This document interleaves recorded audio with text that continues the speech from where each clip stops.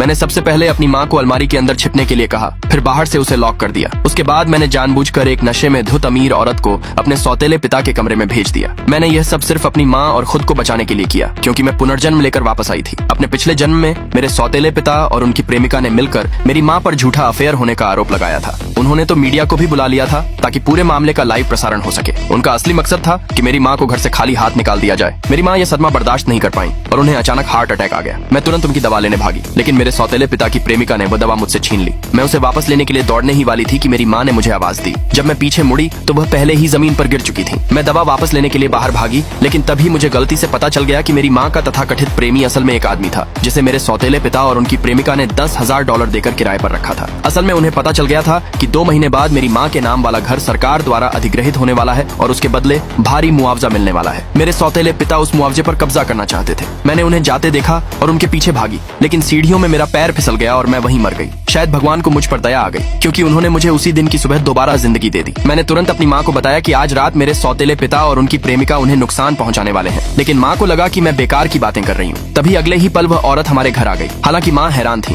फिर भी उन्होंने उसका गर्मजोशी से स्वागत किया। उसी समय मेरे सौतेले पिता भी बाहर आए। वह औरत तुरंत उनके पास गई और धीरे से उनसे कुछ कहा। फिर उसने मेरी माँ को एक होटल रूम का कार्ड दिया और कहा कि यह मेरे सौतेले पिता की तरफ से उनके लिए एक कैंडल लाइट डिनर का सरप्राइज है। मैंने माँ को वहाँ जाने से रोकने की कोशिश की, लेकिन माँ को अब भी भरोसा था कि मेरे सौतेले पिता उनसे प्यार करते हैं और कभी उनका बुरा नहीं करेंगे। मजबूर होकर मुझे भी उनके साथ जाना पड़ा। जैसे ही हम होटल के कमरे में पहुंचे, मेरे सौतेले पिता ने माँ को पानी की बोतल दी। उसे देखते ही मुझे पिछले जन्म की याद आ गई, जब वही पानी पीने के बाद माँ के साथ हादसा हुआ था। मैंने तुरंत वह बोतल छीन ली और कहा कि मुझे प्यास लगी है। फिर मैंने झूठ बोला कि पानी का स्वाद अजीब है और उनसे खुद चखने को कहा। मौका देखकर मैंने पूरा पानी उनके मुंह में उड़ेल दिया। कुछ ही देर में मेरे सौतेले पिता बेड पर बेहोश होकर सो गए। तब मैंने माँ से कहा कि वह अलमारी में छिप जाएं और असली तमाशा शुरू होने का इंतजार करें। सब कुछ तैयार करने के बाद जब मैंने दरवाजा खोला तो देखा कि वह आदमी जिसे मेरे सौतेले पिता ने किराए पर रखा था, पहले से बाहर खड़ा है। मैंने उससे झूठ कहा कि कमरे में सिर्फ मेरे सौतेले पिता हैं। वह उलझन में वहाँ से चला गया। इसके बाद मैं उस अमीर औरत को कमरे के अंदर ले गई। फिर मैं बाहर खड़ी होकर मेरे सौतेले पिता की प्रेमिका का इंतजार करने लगी। अगले भाग के लिए नीचे कमेंट में यस लिखे।